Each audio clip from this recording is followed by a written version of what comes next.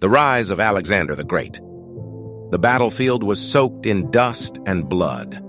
Thousands of men clashed under the burning sun, swords slicing through the chaos, war cries echoing in the air. At the heart of it all rode a young warrior, his golden hair catching the light, his eyes burning with the fire of conquest. At just 20 years old, he commanded an army that would soon carve its name into history. His name? Alexander III of Macedon. The world would remember him as Alexander the Great. The story of Alexander is not just one of military genius. It is the tale of a man who defied the odds, who refused to bow to fate, and who carried the weight of an empire on his shoulders before most men had even begun their lives. But how did a mere youth become a living legend? To understand that, we must go back to the moment where it all began.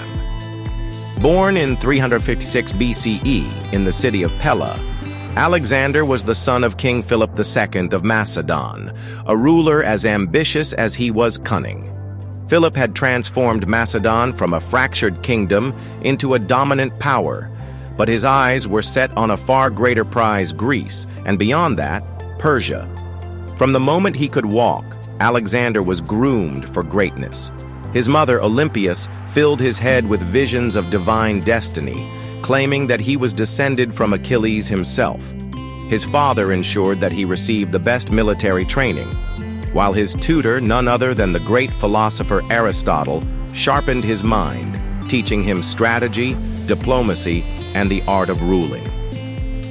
But greatness, as history shows, often comes at a price. In 336 BCE, while celebrating his daughter's wedding, Philip was assassinated, stabbed by one of his own bodyguards. In an instant, the 20-year-old Alexander found himself standing at the edge of a throne soaked in blood. His father's killers were swiftly executed, but the real battle had only just begun. The kingdom was on the brink of rebellion, enemies lurked in the shadows, and the question loomed: could this young king hold the empire together? Alexander answered with action. His first move was ruthless. He crushed all opposition in Macedon, securing his rule with an iron grip. But his true test lay in Greece, where city-states like Athens and Thebes saw Philip's death as an opportunity to break free. They underestimated the new king. Within months, Alexander led his forces south, obliterating Thebes in a brutal display of power, sending a clear message: resistance was futile.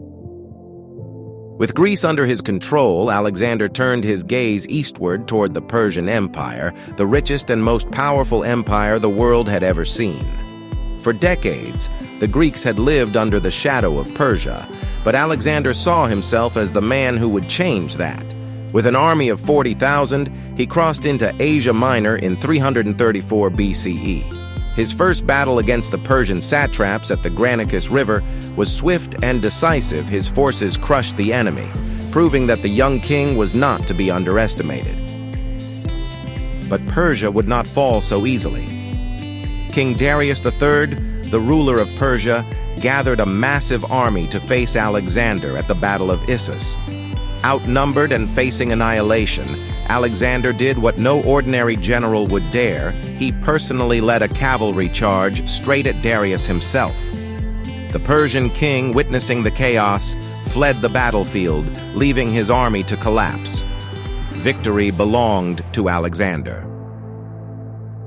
With each battle, his legend grew.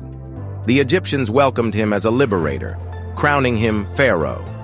He founded Alexandria, a city that would become one of the greatest centers of learning and culture in history. But he was not done. In 331 BCE, at the Battle of Gaugamela, Alexander faced Darius once more. This time, the Persian king had assembled a force so vast that it stretched across the horizon. Yet Alexander, with masterful strategy and sheer audacity, shattered the Persian lines. Darius fled once more, only to be murdered by his own men. Persia was Alexander's. At just 25 years old, Alexander the Great had conquered the largest empire the world had ever known. But his hunger for glory was insatiable.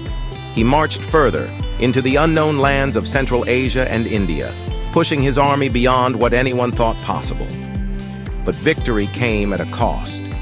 His men, exhausted and longing for home, began to resist. At the banks of the Hyphasis River, Alexander was forced to turn back. It was the first and only time he had been denied conquest. He returned to Babylon, now the center of his empire, but his dreams of further expansion were cut short. In 323 BCE, at the age of just 32, Alexander fell ill and died under mysterious circumstances. Poison, disease, or exhaustion history has debated the cause for centuries. What is certain, however, is that his death shattered the empire he had built. Without a clear successor, his generals carved up his territory, ending his dream of a united world. But Alexander's legacy was far greater than the lands he conquered. He spread Greek culture across continents, blending civilizations in a way never before seen.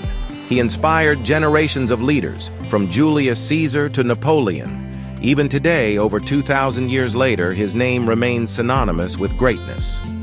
A boy became a king became a conqueror became a legend.